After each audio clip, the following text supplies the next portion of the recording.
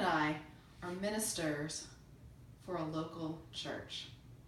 One of our occupational hazards is being labeled too judgmental, or of hitting people over the head with the Bible. Well, what else are we supposed to hit them over the head with? Well, the truth is, I try hard not to be judgmental, except fellow Toastmasters, honored guests, and contest master when I'm riding on Southwest Airlines. Southwest is unlike your traditional airline in that you do not have the security of an assigned seat. You have to choose who you sit next to. If you judge wisely, you could have a wonderful flight.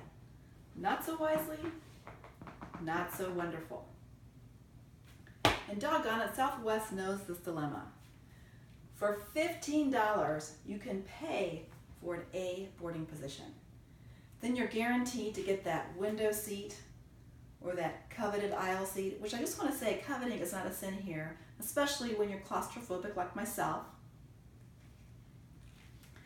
Being the thrifty, frugal, cheap person that I am, I never pay the $15. I always take my chance at check-in. And this last time I ended up with position C5. So I'll most likely be sandwiched between two people and have no room in the bins for my luggage. I don't get to fly very often. And so when I do, I plan, prepare. I look forward to time alone and time to read the Toastmasters magazines that have accumulated in my magazine rack in my bathroom. So that by the time I get on that flight, I have way more reading material than any person can read on a 30-minute flight. When I get on that plane, my entire body is engaged in judging.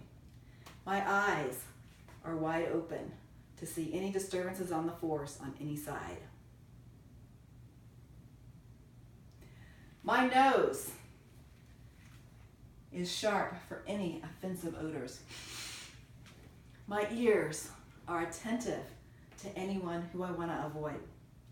I purchased my want to get away flight from Southwest, and there's some people who I want to get away from. First of all, there's Chatty Cathy. She's the woman who just talks incessantly. She wants a captive audience, me. I'm all for being friendly, but do you really think I want to get to know your life story when I could be reading my Toastmaster magazine? I want to say shutty, and my headphones do that nicely. But I tell myself, avoid her eye contact. Just keep moving.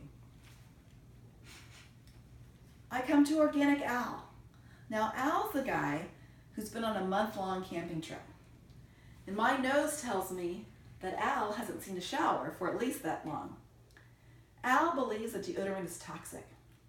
Well, I think Al is toxic. I'm not going to sit next to him, but I'm going to pray for him. There's Barbie Baby. Now, Barbie's the woman with 2 to 3 screaming kids. I don't even need to tell you why I want to avoid Barbie. And then we come to Contagious Carl. There he is. I can see the tissues coming out of his pockets right now. His dirty tissues. His eyes are watery. His nose is red. He should be a little selfish with that illness, but he's not. He's out here being extra generous, willing to share with everybody.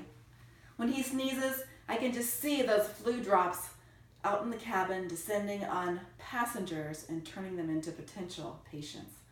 Not to mention the ones that get sucked into the air ducts and distributed to the rest of the cabin.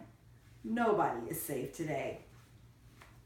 You can be sure I'll be popping some of these airborne if I'm sitting anywhere next to Carl. But hold on, Carl, come here.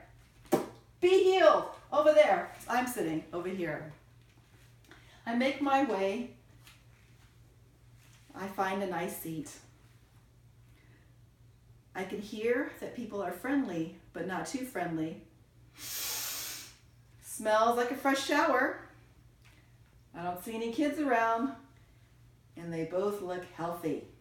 Things are looking good. I have a seat, and of course there's no room for my luggage in the bin. I'm anxious for my reading material, but I have a few personal care items to take care of first.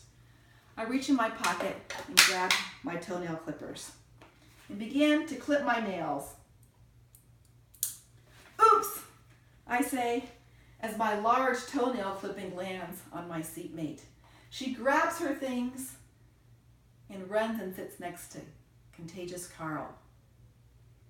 I slowly move over into that aisle seat. Toenail Tracy has struck again. I can feel my claustrophobia calming down. It's going to be a wonderful flight. Oh, give me that magazine.